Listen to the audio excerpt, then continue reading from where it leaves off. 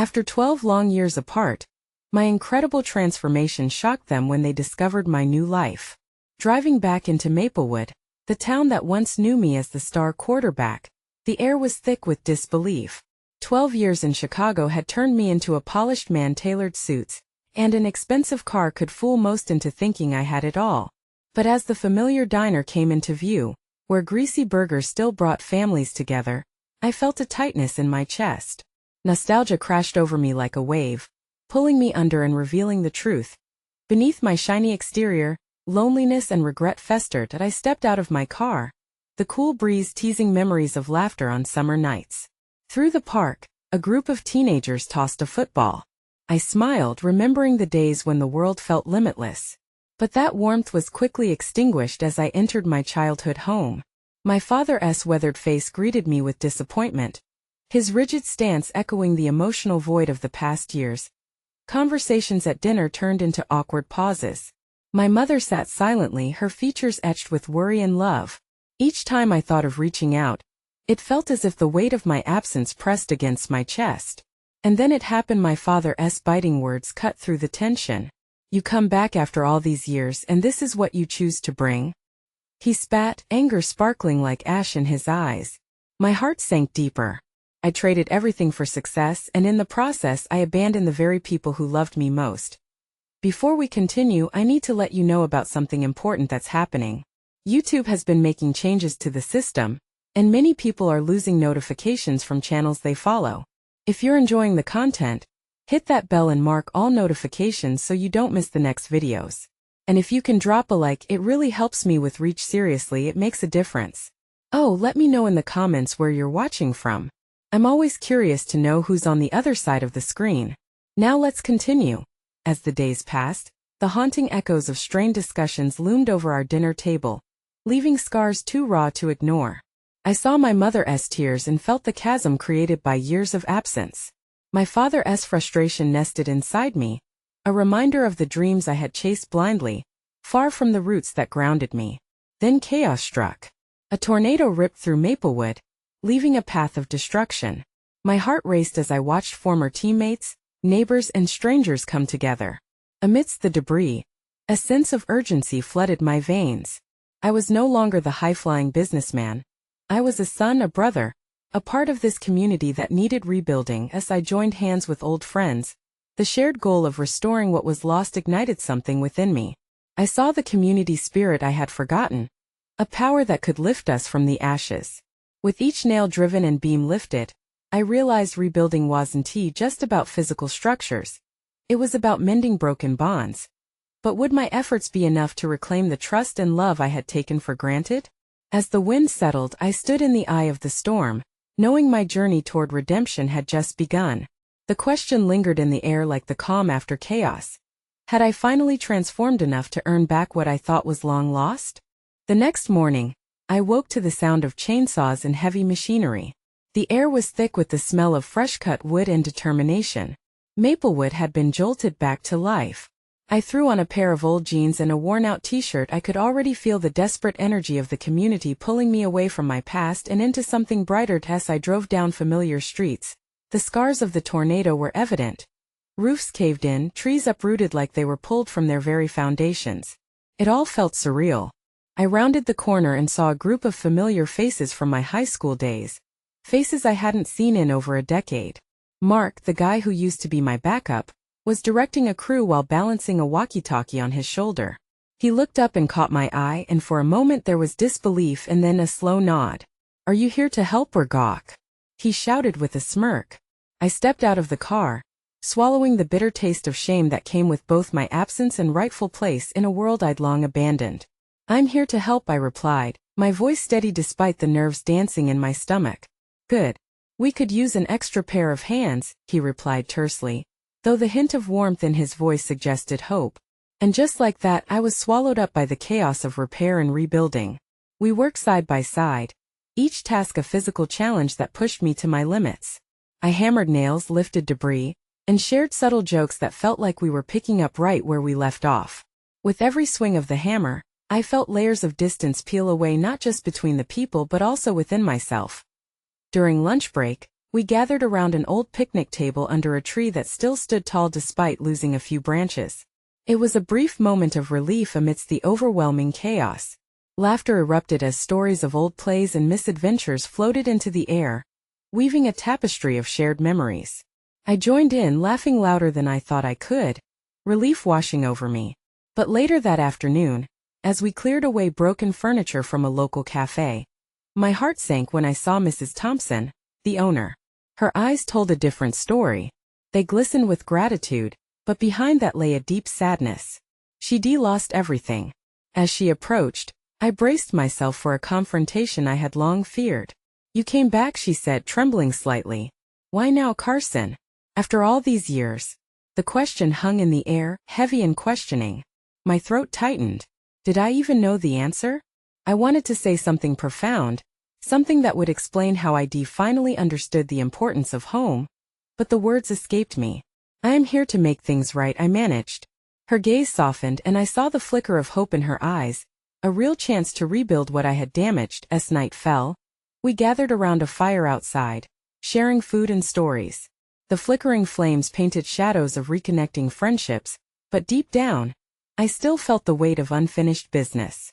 My father's voice echoed in my mind, each word a reminder of the fractures I had to mend.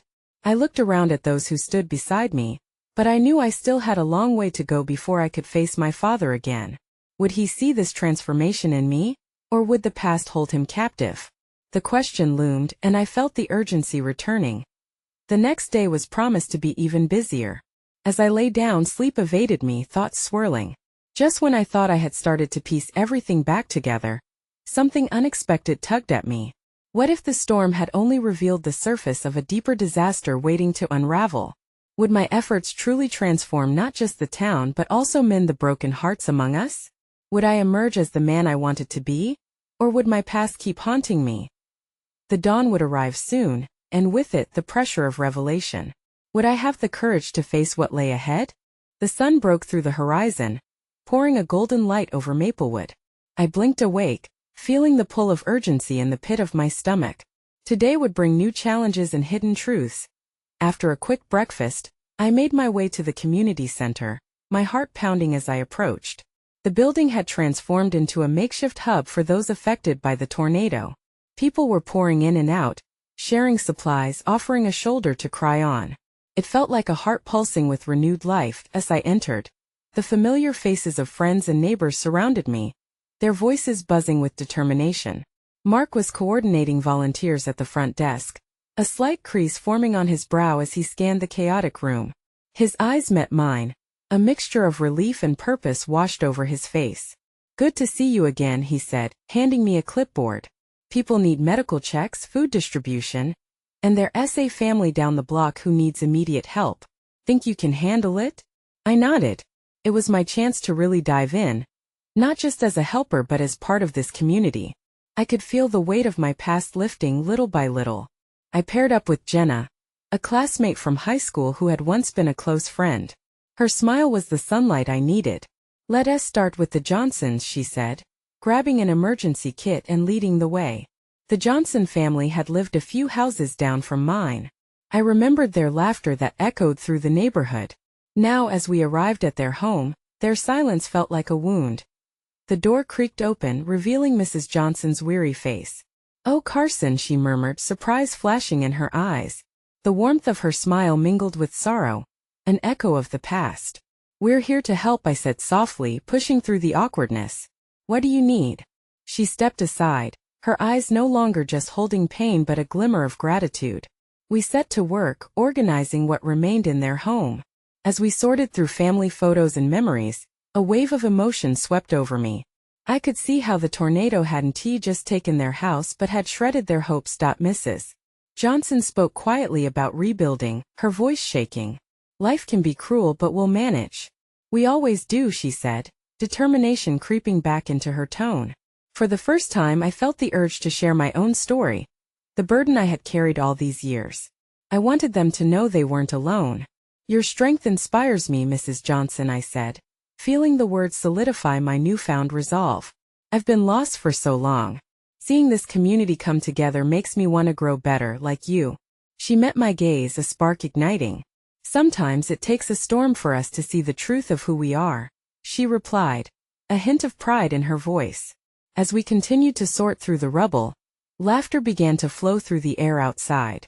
I peeked through the broken window to see kids playing amidst the debris, their innocence untouched by the chaos around them. That joy gave me a sense of purpose. The hours slipped by, and one family led to another, each visit a page in the story of renewal. But with every door knocked on, the weight of my own past pressing down on me intensified. I could feel it lurking, waiting for the moment to break free. Later that evening, as I returned to the community center, I found a bulletin board plastered with photographs and messages of hope. Everyone was contributing, sharing their lives and standing strong together. But just as I felt a sense of belonging creeping in, a photograph caught my eye. There he was, my father, a reminder from my childhood. He'd been a pillar in this town, and it dawned on me if I truly wanted to transform, I would have to face him. The thought sent chills down my spine. Would he accept the man I was now, or would he always see the boy who ran away? As I stared at the picture, a realization hit me like a brick. It was time to confront the past, not just for me but for my family and Maplewood. I had to face my father. Would I summon the courage to find him and uncover the truth about our fractured relationship? Tomorrow would bring a reckoning. The sun hadn't fully risen when I stepped out of my house the next morning. The crisp air filled my lungs as I walked toward the community center, my mind racing. I could already sense the ripples of change within me, tinged with the anxiety of what lay ahead. Today wasn't just about helping others. It was about confronting my own fears. As I arrived, the activity was already in full swing. Volunteers milled about, moving boxes and packaging food like synchronized dancers embraced in a common purpose. It was inspiring, a wave of human kindness that washed over me. But I knew my focus today wasn't on community service. It was about taking that painful step towards my father. "Carson," Jenna called out, waving me over. Her enthusiasm was infectious. "Come help us stack these supplies. We can chat while we work." I flashed a smile, grateful for her support and distraction, even if only for a moment. As we stacked boxes, we laughed about old school memories, the mundane chatter easing my nerves. Yet my thoughts kept drifting back to my father and the inevitable confrontation. After an hour, I made my way to the back of the center, finding a quiet corner where I could collect my thoughts. I closed my eyes, recalling the image of that photograph, his face frozen in time, a ghost of my past. A part of me wanted to hold on to the anger, the pain of leaving. But standing there among those rising from the ashes, a new feeling emerged, the desire to heal. "Hey, everything okay?" It was Mark, his eyes searching mine. "Yeah, just thinking," I replied, wavering in my voice. "You're doing important work here, Carson. I can see the change in you. Just remember, facing the past can be a part of your healing," he offered, as if sensing my internal struggle and his words. I found a bit of reassurance. I nodded, taking a deep breath. Today was about forging ahead, not just for them but for me. I had to make the call. After a few more hours of sorting through donations, I gathered my courage and stepped outside. The air felt different now, lighter. With each stride towards my father's old house, my heart thumped louder, a band pounding a relentless beat in my chest. What would I say? How would he react? As I approached the familiar street, nostalgia wrapped around me, memories both cherished and painful. I paused in front of his house, the paint peeling much like our relationship. Years of hurt and distance seemed to bubble up. I didn't knock right away. Instead, I let my gaze linger on the old oak tree in the yard. I remembered the summer afternoons spent climbing its branches, feeling invincible. Gathering all my strength, I raised my fist and knocked on the door. Each echo reverberated through me, propelling me forward into an unknown future.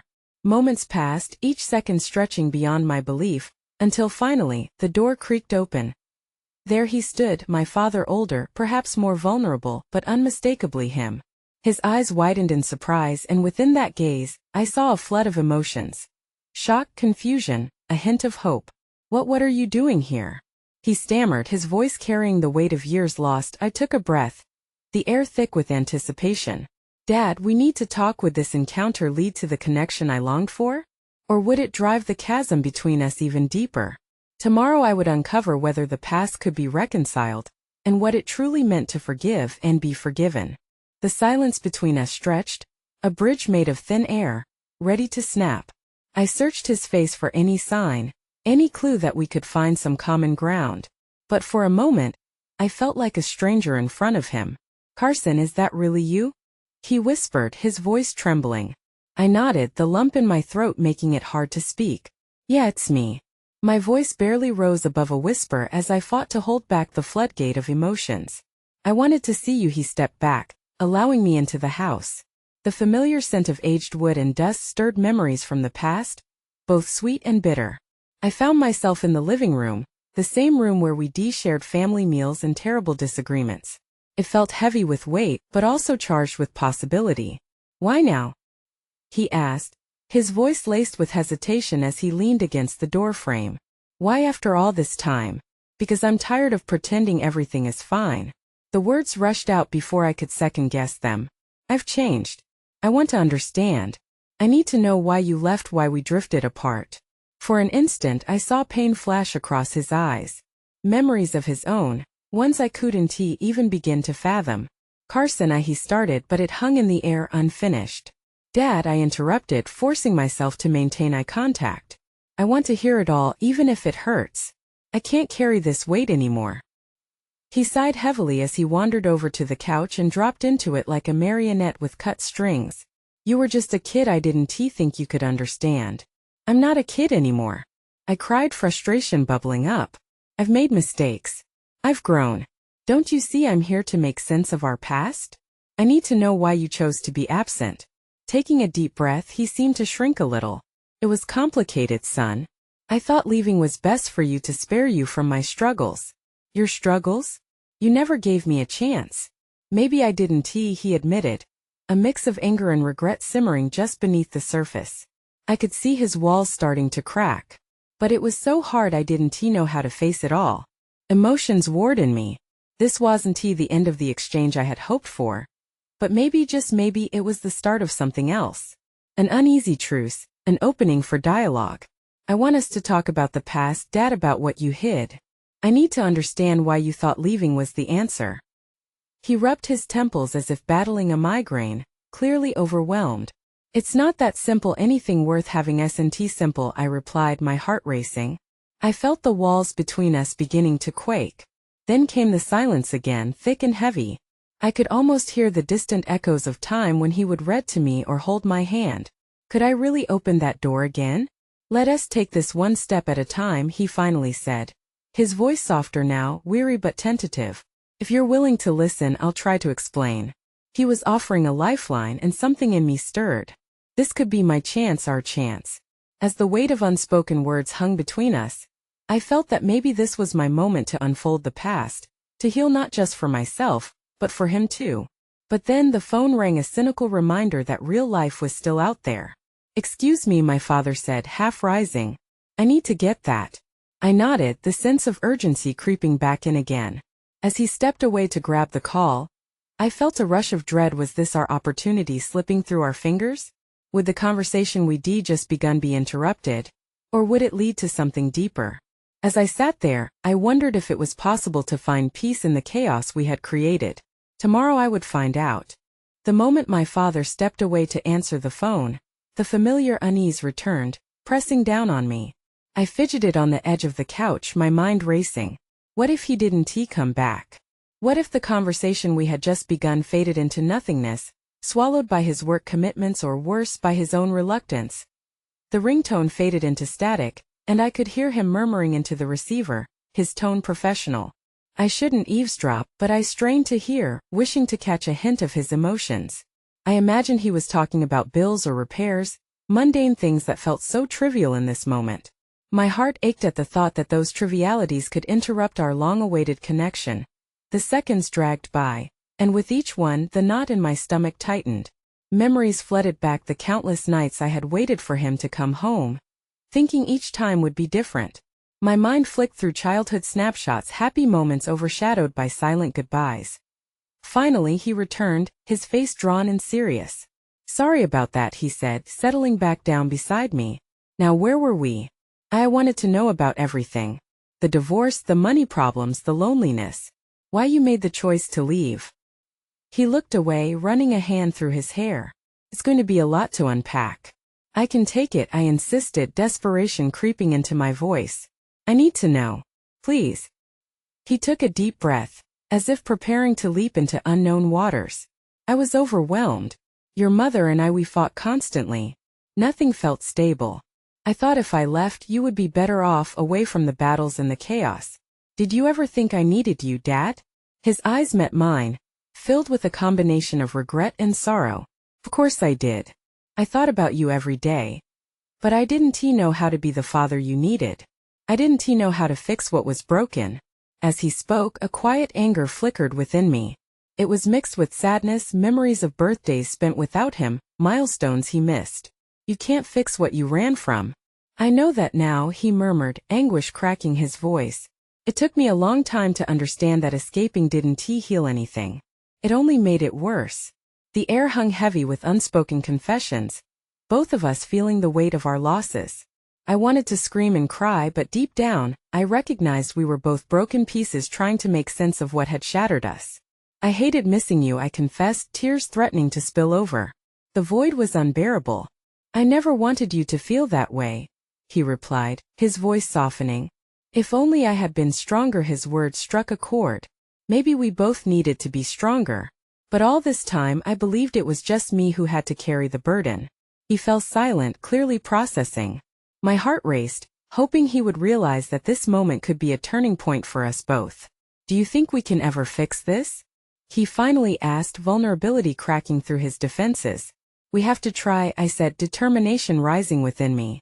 I want to understand you, Dad, as much as I want you to understand me.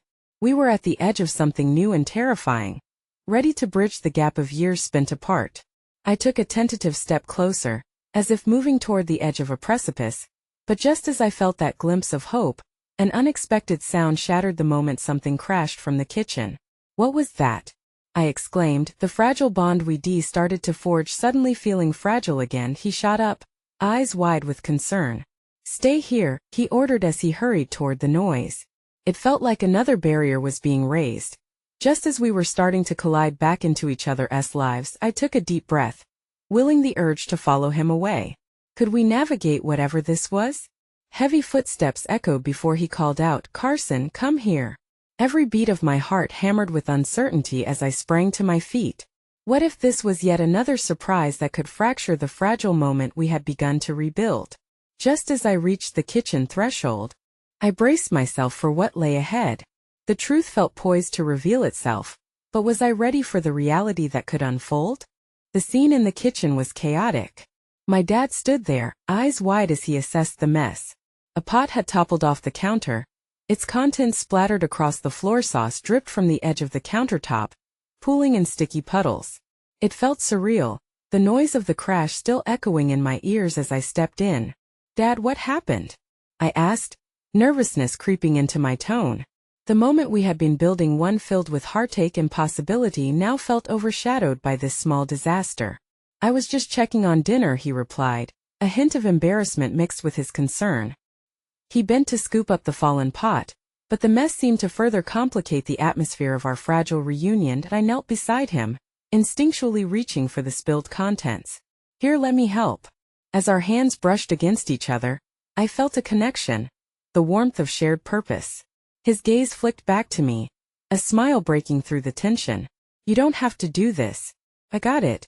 The warmth in his voice sparked something hopeful within me. Yeah, but maybe it's just an excuse to get closer, I joked lightly, trying to ease the worry swirling in the air. He chuckled, a sound I'd longed to hear. It felt monumental, like a bridge being built between us over the spillage of marinara. You've grown up a lot, haven't you? He said, quietly observing as I maneuvered my way through the mess.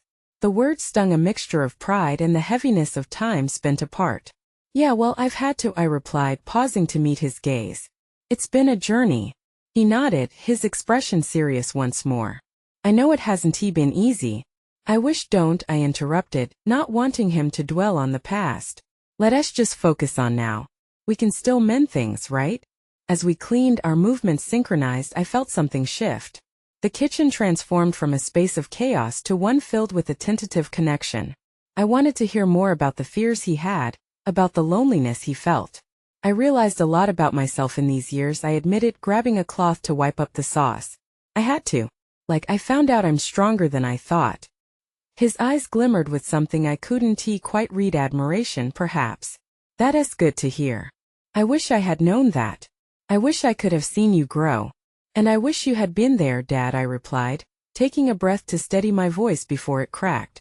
But we can't change the past. We can only move forward. Together. He stood still for a moment, the weight of my words settling in the space between us. You're right. Just as a small smile began to form on his lips, the phone buzzed again, startling us both. The sudden break in our moment felt like an unwelcome intrusion, and I could see his shoulders tense as he reached for it. It might be work, he said, hesitating before answering. I felt the room again pivot toward uncertainty. Would he slip back into business mode? Or could he resist the urge to escape the delicate moment we had begun to build? Wait, I urged, stepping closer. Can we finish this talk first? His expression was torn between responsibility and our fragile bond. In that split second, I knew the answer could either push us apart or draw us closer. The tension thickened. My heart raced as I waited for his reply. Would he choose us over whatever call awaited him? The kitchen had become a battleground, one where trust, vulnerability, and the potential for reconnection hung precariously in the air.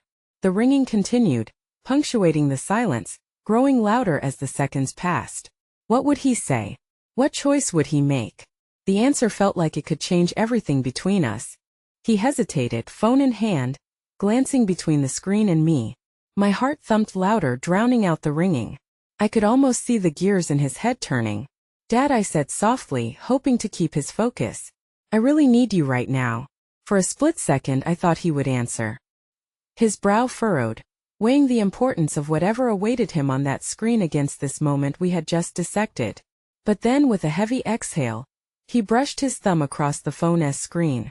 I'm sorry, I have to take this, he finally said, voice firm yet tinged with reluctant regret. My stomach dropped. 1,000 emotions crashed over me: frustration, disappointment, and a flicker of abandonment. I felt like the mess on the kitchen floor, scattered and imperfect. Go on, I whispered, stepping back. Just do what you have to do. His expression hardened slightly at my words. It's not like that, I swear. I'll just be a minute. Sure, I said, though the weight of his choice filled the kitchen like the spilled sauce on the floor. He answered the call, his attention shifting away from me. I busied myself with the remaining mess, scrubbing heatedly as if it could drown out my hurt. I caught fragments of his voice, a distant echo of business jargon, followed by the sound of his measured breathing. Just like that, the emotional connection we had been building slipped away, replaced by the sterile aura of work. Minutes stretched by, turning into what felt like an eternity. I forced myself to focus on the task at hand, but each splatter of sauce only reminded me of how I felt abandoned again, left to navigate this road alone. Finally, he hung up. I turned just as he walked back into the kitchen, his face taut and apologetic. I hate that I had to do that, he said quickly. I'm sorry. I wiped my hands on the dishcloth, trying to mask the hurt with an overly bright smile. It's fine, I lied, my voice a little too tight. You don't believe me, he stated, folding his arms across his chest. It's not that. I pushed back my frustration. I just thought. I paused, searching for the right words. I thought this was important. It is, he insisted, taking a step toward me. You're important. His sincerity was palpable, and suddenly I could feel the tears stinging my eyes. Then why am I always second? The words tumbled out before I could stop them, raw and unfiltered. The air shifted, thick with silence as I held my breath, waiting for his answer. His expression changed, vulnerability flickering behind his gaze. You're not, I promise. Really? I said, my heart leaping with hope. Then show me. He took another step forward, closing the physical space between us. I could see the hesitation in his eyes fading away, replaced by determination. I will. I promise to make this right. I wanted to believe him, really, I did. That little ember of hope ignited, but uncertainty still wrapped around me. What does that even look like?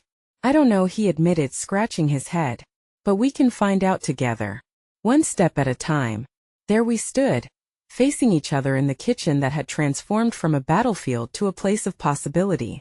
I could almost envision the path that lay ahead, but doubts lingered in the corners of my mind as moments slipped by. The tension morphed again, this time into something warmer, something lighter. "Let us clean up this mess and get dinner back on track," he said. A slight smile breaking through his serious demeanor. I couldn't help but chuckle at the irony. "Dinner, huh? I hope it doesn't involve more pot spills." His laughter filled the kitchen, and for a moment the air felt less heavy. Perhaps we should keep the pots at a safe distance from each other. But then, just as I began to feel a comfortable rhythm returning, the phone buzzed again. "Another call?" I sighed, feeling my heart sink. He looked torn again, but this time there was a different glint in his eye. "No," he replied, shutting it off and placing it face down on the countertop. "Not this time." The choice had shifted, his focus firmly planted on me. A new wave of hope surged through me, accompanied by the question that lingered like an unanswered prayer. Could this truly be the beginning of something new for us? He leaned against the counter, the warmth of connection pulsating between us. A few dirty dishes were forgotten in the sink as he glanced over at me, uncertainty mixing with a chord of determination in his gaze. "I want to make dinner together," he said, and the suggestion hung in the air like a promise. Together? I felt a swell of warmth at the thought. In the years gone by, these simple acts had become rare, overshadowed by commitments and responsibilities that kept us apart.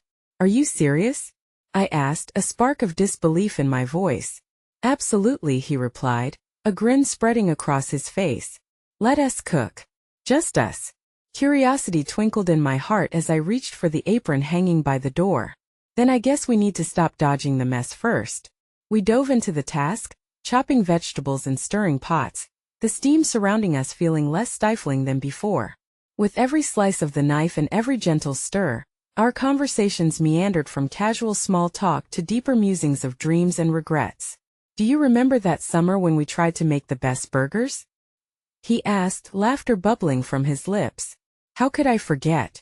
You used so much garlic we had to eat them outside." I smirked, the memory illuminating our shared history. His laughter echoed in the small kitchen, and for the first time in ages, the sound didn't feel forced. It felt real.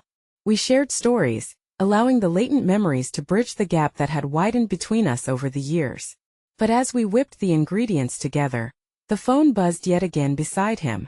A familiar wave of frustration surged within me. I fought the urge to turn my back on the device, but couldn't help the sigh that escaped my lips. "Just ignore it," I urged, trying to lock eyes with him. He hesitated, caught in that old battle of priorities. "I should check, it could be important." "Maybe it's time to decide what's really important," I replied, my voice wavering yet firm. He turned the phone over, back to facing down, and the decision took root like a seed of change. "You're right. Let them wait." With newfound purpose, our focus returned to the food. We worked side by side, laughter mixing with the sound of sizzling on the stove, and for every nostalgic story we shared, threads of understanding weaved us closer. It felt like stitching up tears in an old quilt, each moment a patch for the next. As the meal simmered and filled the kitchen with rich scents, the atmosphere shifted. I watched my dad in the soft glow of the overhead light. There was a vulnerability to him now, an openness that hadn't been there before. "Can we really do this?" I whispered, half afraid of the answer. With sincerity filling his eyes, he approached me. "I want to try. If you're willing to meet me halfway." The words stirred something deep within. I am. Just then the food timer chimed, a reminder of our progress, a promise made, renewed in the warmth of the meal we were about to share. But as we set the table, the doorbell rang, cutting through our cozy cocoon. A tight knot formed in my stomach. Who could that be? Dad shrugged, a bemused look crossing his face. "Let us find out. Maybe it's an unexpected guest?" I felt the uncertainty creeping back in. What if it disrupted everything we had just started to rebuild? "Do you want me to get it?" I offered, my voice barely loud enough to break the silence. "No," he said, taking a deep breath. "I'll go." But his smile faltered as he reached for the doorknob. There was a tension in the air, a feeling that whatever that knocked this time, it wasn't just any visitor. As he opened the door, I held my breath, heart racing, ready for whatever arrival awaited us. Would it be a chance to embrace something new? Or would it pull us back into the shadows of the past? The door swung wide, revealing a figure I hadn't seen in years, the town sheriff, his expression grave. The moment hung thick, charged with a sense of impending change. "Jarrett," Dad spoke quietly, surprised. The sheriff nodded, looking between us, clearly weighing the weight of the situation. "I need to talk to you both." Unease washed over me. The easy atmosphere of laughter and cooking evaporated, replaced by the tension that had lingered in the back of my mind since I'd returned. "What's wrong?" Dad asked, his brow furrowing. "It's about the community." "There's been an accident," Jared replied, voice somber. "Your father's been needed down at the site. Some volunteers. They were hurt and we need all hands on deck." My heart raced. Just as we began to gently mend the tender strips of our past, now it seemed we faced yet another crack in our fragile progress. I felt anger bubbling up, but I quickly stifled it for my dad's sake. He nodded, understanding the responsibility tethering him again. "Give me a moment," he said to Jared, turning back to meet my worried gaze. His features were a storm of regret and determination. "I'll be right back. This is important." As he stepped away, I watched him disappear into the hallway, leaving the warmth of the kitchen behind. Everything felt unbearably heavy. I turned to Jared, my heart pounding. "Can't someone else take care of it? This was our chance. We were just—" The words hung in the air, uncompleted. I felt like the foundations of our hard-built connection were once again pulled out from beneath me. "I know it feels that way," Jared replied gently, "but your dad has always been a leader in this town. He carries a weight you might not see yet." And then I realized, for every step I took back toward him, he had his own mountains to climb. It wasn't just about him breaking down barriers for me. Maybe my journey wasn't just about reclaiming my family, but supporting him too.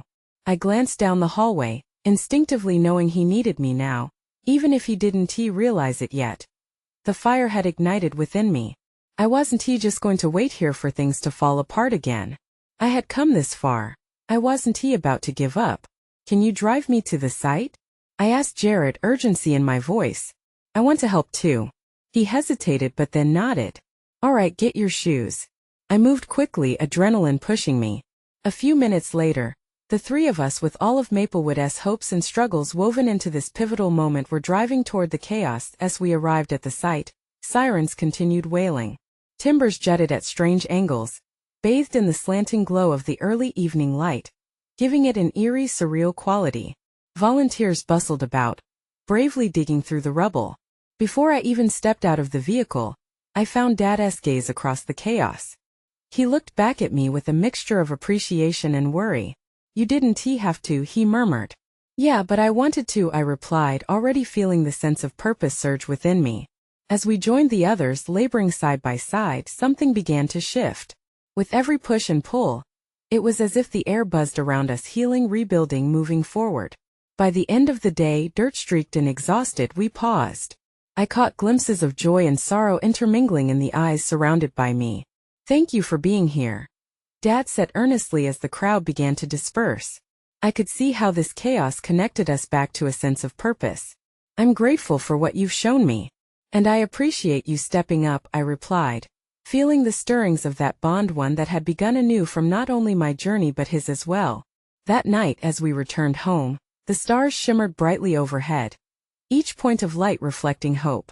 In that quiet moment, I turned to my dad. "Tomorrow, can we keep talking? Get to know each other again?" "Of course, son," he said with a nod, the tension beginning to level off. "Together. Always." With every sunset, every dawn, we had mended small fractures of hurt, and it felt like we were finally rebuilding, hand in hand. In the days that followed, as Maplewood rebuilt its physical environment, we repaired our relationship too. Each conversation became another brick, laid on the path of forgiveness. With every laugh, every tear, we were crafting a bridge back toward our shared history, rebuilding not just our homes but our hearts as well. I glanced at the familiar oak tree on our property, reminiscing about summers past. I realized sometimes life sends storms, but with authenticity and love we can rise again stronger than before. Now it's your turn. Don't miss the transformation that's happening. You need to subscribe now so you won't miss the next incredible stories that bring hope and healing. Leave a like now to boost this amazing community and feed the algorithm with inspiration. Comment your thoughts and feelings about how you would mend relationships in your life. And share instantly this video with at least 5 friends who need a little hope in their lives. This is the moment to show your support. Don't wait not even one more second.